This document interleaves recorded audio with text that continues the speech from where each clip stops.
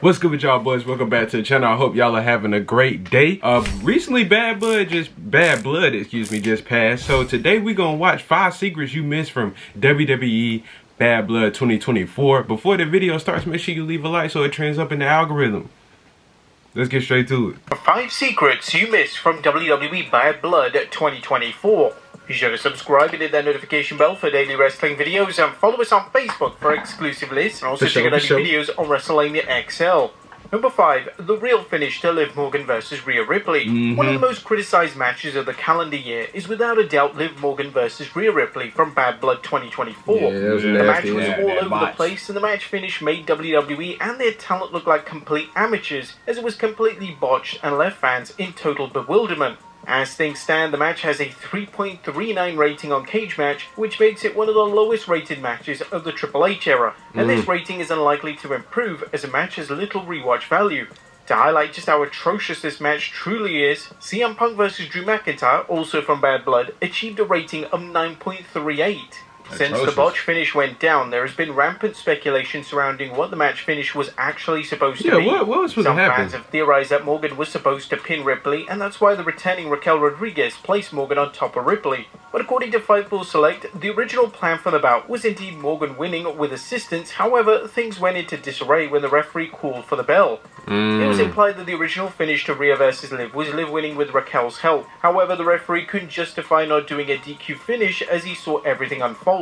Whilst this finish would have been a vast improvement, it still would have led to criticism, especially due to the involvement of Rodriguez. Fans could literally hear a pin drop in the arena when she returned, and if the original finish went ahead, then they wouldn't have likely influenced the reaction towards her. The match and the finish were so overwhelmingly hated by fans that there was immediate calls for WWE to bring the feud to an end, and there appears to be no interest from fans to seeing the two wrestle at WrestleMania 41 next year.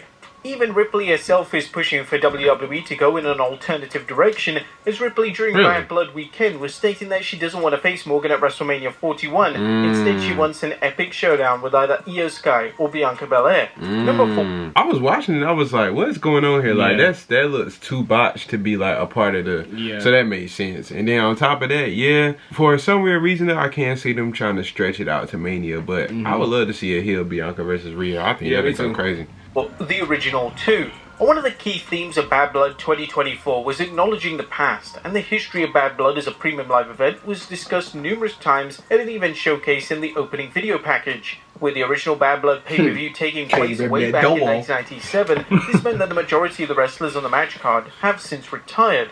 However, 2 names who appeared on the inaugural pay-per-view did actually make an appearance on the 2024 broadcast. The first name to do so was Triple H. In 1997, Triple H would come to the ring with Shawn Michaels for the main event of the show, and Triple H would have a segment at the 2024 Bad Blood event. In fact, it goes even deeper than this, as Triple H has appeared on every single Bad Blood PLE in history. First being at 97, then in 2003 he had a Hell in a Cell match with Kevin Nash, then in 2004 he defeated Shawn Michaels in a Hell in a Cell match, and then of course he made the announcement of the Crown Jewel belt. The other name to achieve this was The Rock. In 1997, he competed in the opening contest as he teamed with the Nation of Domination to defeat the Legion of Doom. Fast forward to 2024, and the final boss appeared as a surprise to bring the PLE to a definitive close. Whilst Triple H and The Rock were the only 2 names to appear on both shows, WWE did have other options. Names such as Bret Hart, Shawn Michaels, The Undertaker, and The Godfather all work for the WWE or have Legends deals, so they could have potentially gone all out in honoring the inaugural Bad Blood event.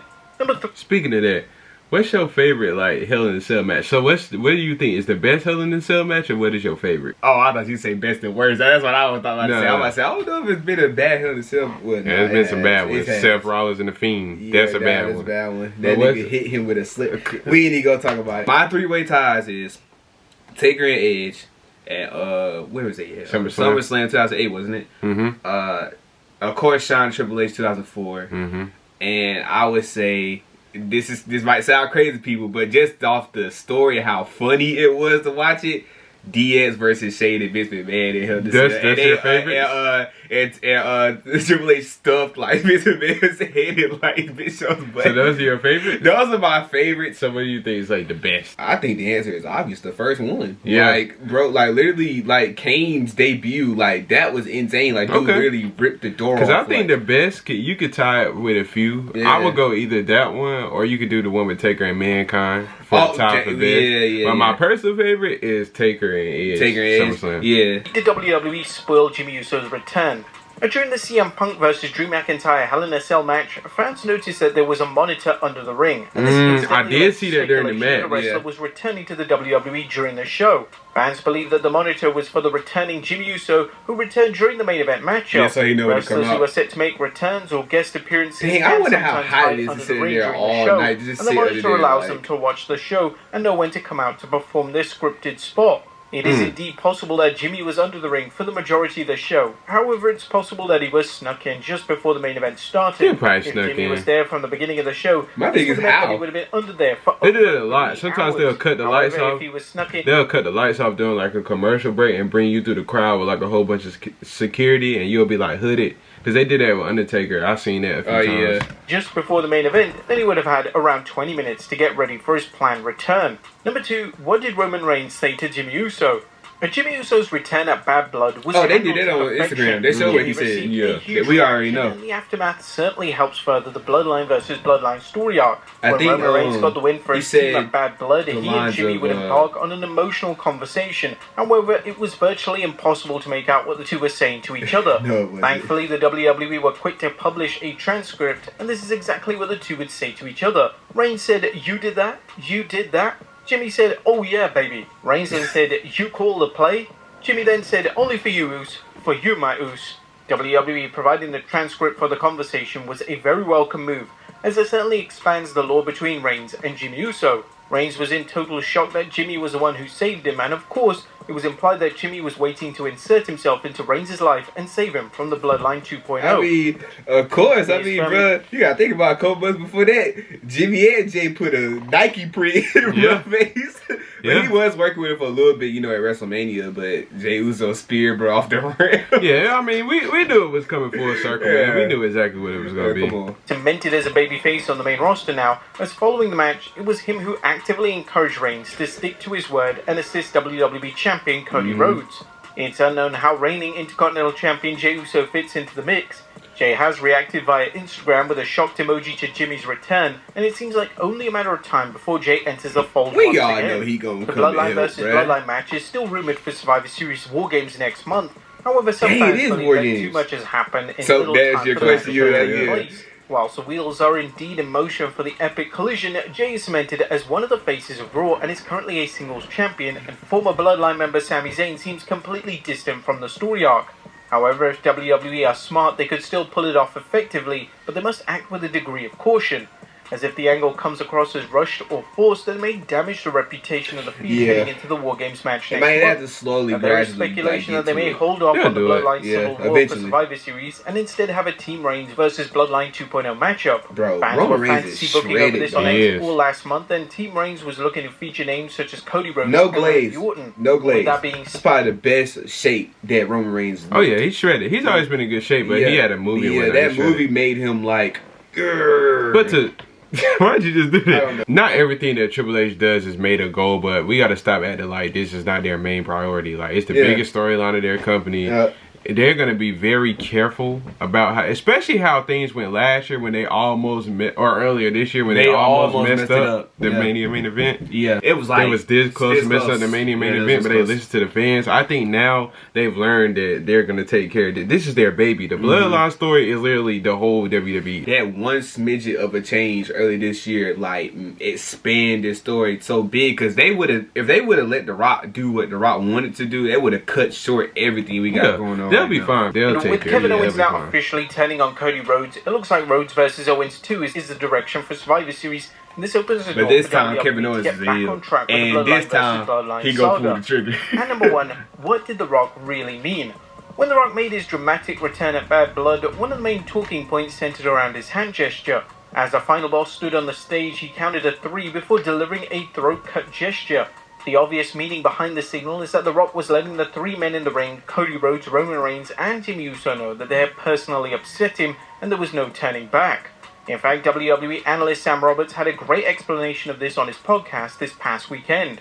I said to you immediately, I went, "Oh my god, Megan, how many people are in the ring?" And Megan, tell me how many people were in the ring. 3. I said, Megan, The Rock is sending a message to all three of them. I think that's how I perceived that. The Rock was letting Jimmy, Roman, and Cody all know that they've just entered into the sight of the final boss. One question that WWE fans still have is why now? Why has the final boss waited until Bad Blood to reinsert himself into the mix? Well, from a kayfabe point of view, it looks like Reigns and Rhodes teaming up and being on the same side was a final straw for the Great One, and there's no way he was going to allow this to happen. During his iconic post-Bad Blood promo on Instagram, The Rock discussed a range of topics, and after making a dig at Rhodes, the final boss didn't give much away, but he did once again deliver a throat slash when mentioning the three aforementioned names.